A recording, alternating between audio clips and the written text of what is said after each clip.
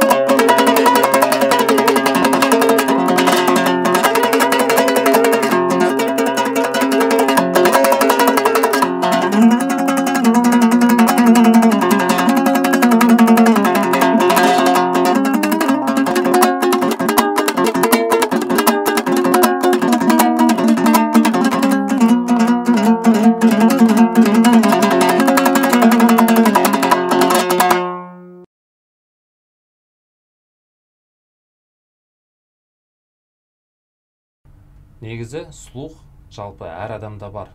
Құдай барлық адамға берген. Сол слухты дамыта білу керек. Ол үшін жаңағы жалпы домбыраны көбірек ойнау керек, күйлерді көбірек тыңдау керек. Сол кезде сіздің слухыңыз жақсы дамиды. Жалпы домбыраны таңдаған кезде негізі менің беретін кеңесім әртүрлі бізде Қазақстанда Құдайға шүкір шеберлер бар, домбыра жасайтын. Сол кісілерге жасатқан дұрыс домбыраны. Көбісі қателік жасайды, жаңағы дүкендерден алады, музыкалық немесе жаңағындай базарлардан алады. Ол домбыралар сапасы өте төмен домбыралар. Олар мысалға әдемілеп ою жасағанымен де, бірақ та дыбысы нашар болуы мүмкін. Сол себептен сіздерге берер кеңесім тек қана шеберлерден алыңыздар домбыраны. Жалпы Қаршыға KZ-те біздер домбыра сатамыз, әртүрлі шеберлерден таңдаймыз. Жақсы деген домбыралар бар. Сол себептен бізден де тапсырыс беріп алсаңыздар болады.